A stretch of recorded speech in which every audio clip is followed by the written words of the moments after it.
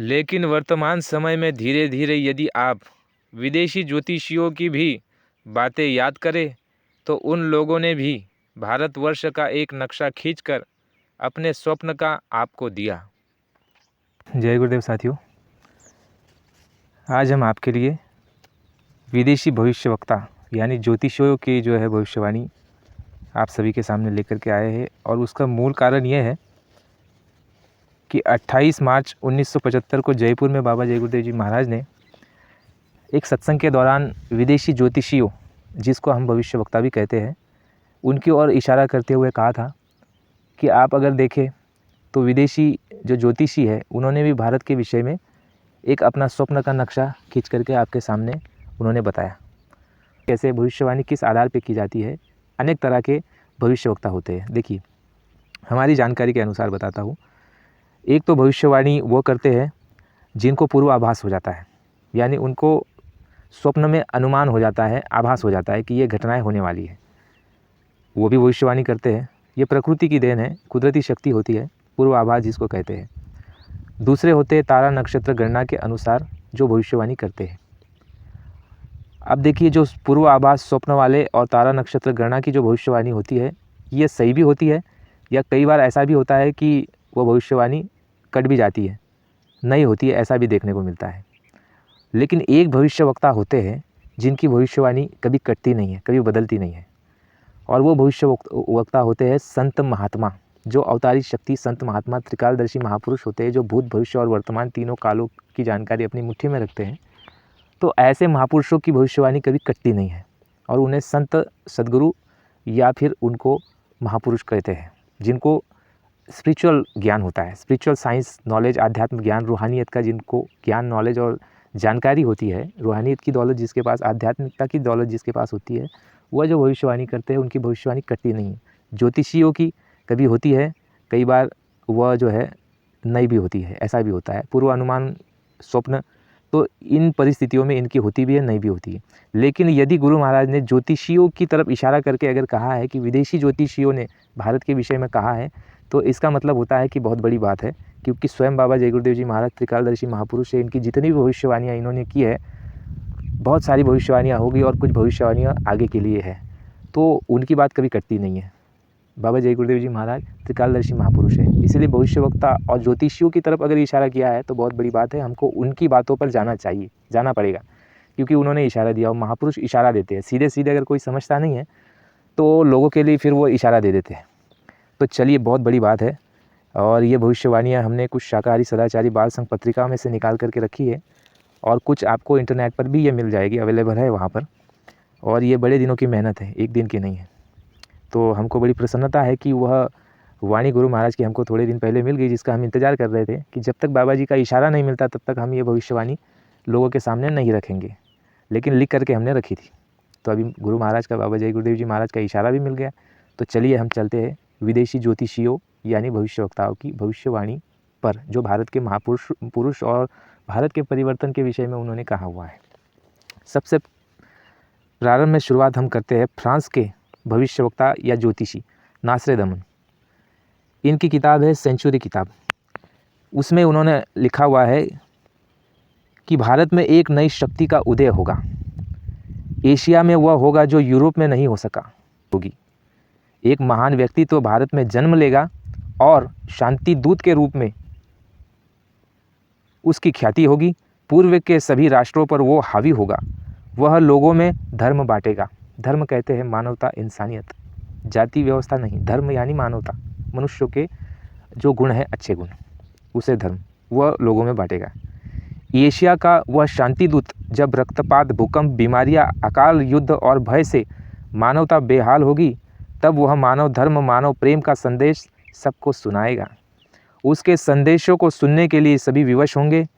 3 और घिरे समुद्र क्षेत्र में वह जन्म लेगा, जो बृहस्पतिवार को अपना अवकाश दिवस घोषित करेगा। उसकी प्रशंसा और प्रसिद्धि, सत्ता और शक्ति बढ़ती जाएगी, और भूमि व समुद्र में उस जैसा शक्तिशाली कोई ना होगा। बहुत बड़ी बात है। आपको इन वचनों को पढ़ करके, जान करके आपको देखना है कि भारत में ऐसा कार्य कौन कर रहा है, कौन महापुरुष कर रहा है। भविष्यवक्ता प्रोफेसर कीरो को ब्रिटेन की महारानी एलिजाबेथ ने पूछा था कि भारत की आज़ादी का ऐसा कोई दिन बताइए जिस समय हम भारत को आज़ाद करें और वह समय भारत के लिए बुरा सिद्ध हो। प्रोफेसर कीरो ने महारानी के अनुरोध के चलते अर्धरात्रि का समय बताया था, लेकिन साथ ही कहा था कि भारत को संसार की कोई ताकत रोक नहीं सकती। विशुद्ध धर्मावलंबी नीति का एक शक्तिशाली व्यक्ति सारे देश को जगा देगा। उसकी आध्यात्मिक शक्ति दुनिया भर की तमाम भौतिक शक्तियों से अधिक समर्थ होगी, जिसका असर सारे संसार पर पड़े बिना नहीं रह सकता। भारत का भविष्य उज्जवल है। इसके कुछ दिनों बाद कीरो अध्ययन कर रहे थे तो उन्हें पता चला कि भारत का भविष्य बहुत उज्जवल है। वो फिर महारानी के पास गए और कहा कि आज़ादी के 50 वर्षों के अंदर अगर कोई महापुरुष भारत में खड़ा हो गया तो भारत को कभी कोई गुलाम नहीं बना सकेगा। अगर 50 सालों में कोई महापुरुष खड़ा ना हुआ और भारत को किसी ने गुलाम बना लिया तो फिर इसे कोई आज़ाद ही नहीं करा सकेगा। कीरो ने 1925 में लिखा है, अपनी पुस्तक में भविष्यवाणी की है कि 20वीं सदी अर्थात सन 2000 ईस्वी के अंतरार्ध में सन 1950 के पश्चात उत्पन्न संत ही विश्व में एक नई सभ्यता लाएगा जो संपूर्ण विश्व में फैल जाएगी। भारत का वह एक व्यक्ति सारे संसार में ज्ञान क्रांति ला देगा।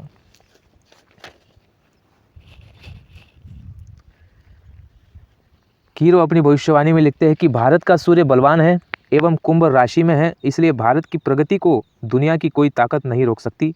यहीं पर एक चेतना पुरुष का जन्म होगा जिसकी आध्यात्मिक क्षमता समस्त विश्व के भौतिक क्षमता से कई गुना ज़्यादा होगी।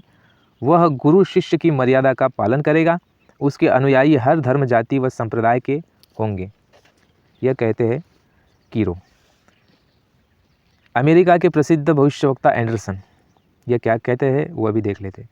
इनके अनुसार भारत के छोटे से देहात में जन्मा एक परम धार्मिक व्यक्ति मानव इतिहास का सबसे महत्वपूर्ण व्यक्ति बनेगा। जनता उसे बहुत मानेगी। वह व्यक्ति समस्त विश्व के लिए आदर्श संविधान का निर्माण करेगा। सारे संसार की भाषा एक संसदीय राज्य, एक सर्वोच्च न्यायपालिका, एक झंडा का विधान होगा।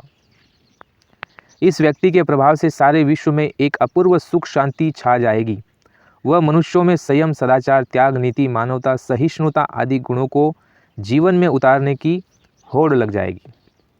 भारतवर्ष का महापुरुष अपने अपूर्व प्रेम व महानता से सारे विश्व को परम सुखदायी स्वरूप में परिवर्तित कर देगा। यह कहते हैं प्रोफेसर एंडरसन। अब चलते हैं फ्रांस के भविष्यवक्ता डॉक्टर जूल बर्न। इनके अनुसार भारतवर्ष में किसी एक ऐसे रहस्यमय व्यक्ति का जन्म हो चुका है जो आज तक के इतिहास के सबसे अधिक समर्थ व्यक्ति सिद्ध होगा। उसके बनाए विधान सारे संसार में लागू होंगे। वह व्यक्ति सन 1962 से पूर्व ही जन्म ले चुका होगा। उस व्यक्ति को भारत स्वतंत्रता संग्राम में भी रहा होना चाहिए। उसके अनुयायियों की बड़ी संख्या भी है। उसके अनुयायी एक समर्थ संख्या के रूप में प्रकट होंगे और देखते ही देखते सारे विश्व में अपना प्रभाव जमा लेंगे और असंभव दिखने वाले परिवर्तनों को आत्मशक्ति के माध्यम से सरलता व सफलतापूर्वक संपन्न करेंगे। इस परिवर्तन को कोई रोक नहीं सकेगा। अनिश्चरवादी और ईश्वरवादी के बीच में संघर्ष होगा। ऐसे समय पर मुक्तिदाता आएगा शांति दूत बनकर।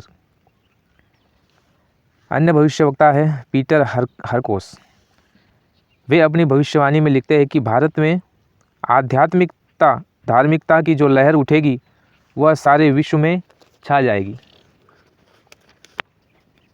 इंग्लैंड के एक अन्य और भविष्यवक्ता है मदर सिटवन। यह कहते हैं कि इनके अनुसार भारत में महामानव पैदा होगा और उसकी ऐसी क्रांति भारत से उठेगी जो पूरे विश्व को आश्चर्य करती चली जाएगी। 21वीं सदी उन्होंने बताया सन 2025 तक बदलाव इतना स्पीड में हो जाएगा कि ये बदलाव 2040 के लगभग पूरा हो जाएगा। इनके अनुसार भारत विश्व गुरु बनेगा। भारत फिर से जगत गुरु बनने जा रहा है। अन्य भविष्यवक्ता है मैडम जीन डिक्सन अमेरिका के। इनके अनुसार भारत विश्व का नेतृत्व करेगा। भारत के किसी ग्रामीण परिवार में एक ऐसे व्यक्ति का जन्म होगा जो अपने विचारों से पूरी दुनिया का ध्यान अपनी ओर आकर्षित करेगा। आगे लिखा है कि अगले दिनों राष्ट्रसंघ भारत में बनेगा। हॉलैंड के भविष्यवक्ता गेलांडिक क्राइसे। गेलाडी क्राइसे ने कहा कि मैं देख रहा हूँ कि पूर्व के अति प्राचीन देश भारत, जहाँ साधु संत की पूजा होती है, वहाँ के लोग सीधे सच्चे और ईमानदार होते हैं, उस देश से एक प्रकाश उठता आ रहा है। वहाँ किसी ऐसे महापुरुष का जन्म हुआ है जो सारे विश्व की कल्याण की योजनाएं बनाएगा। तमाम संसार के लोग उधर देखेंगे और उनकी बात मानेंगे। सब राजनीति नेता एक मंच पर इकट्ठे होने को विवश होंगे। इस सब बातों का प्रमाण इसी शताब्दी के अंत में मिलने लगेगा और फिर सारा संसार एक सूत्र में बनता चला जाएगा। अंतर्दृष्टि संपन्न श्रीमती आइरीन हुजेज वो कहते हैं, ईश्वरी चेतना का जन्म भारत में हो चुका, वह भारत को शांति का संदेश देगा। अमेरिका के न्यू जर्सी के भविष्यवक्ता फ्लोरेंस वो कहती है कि मैं स्पष्ट देख रही हूँ कि उत्तर भारत का वो पवित्र स्थान जहाँ एक प्रचंड पुरुषार्थी संत अपनी सतत साधना में संलग्न रहकर ऐसे दिव्य आध्यात्मिक प्रभावी कर रहा है जो अगले दिनों में समस्त संसार में युगांतकारी परिवर्तन लाने में समस्त सिद्ध होंगे। इस प्रकार की पूरी दुनिया आध्यात्मिकता को अपना लेगी।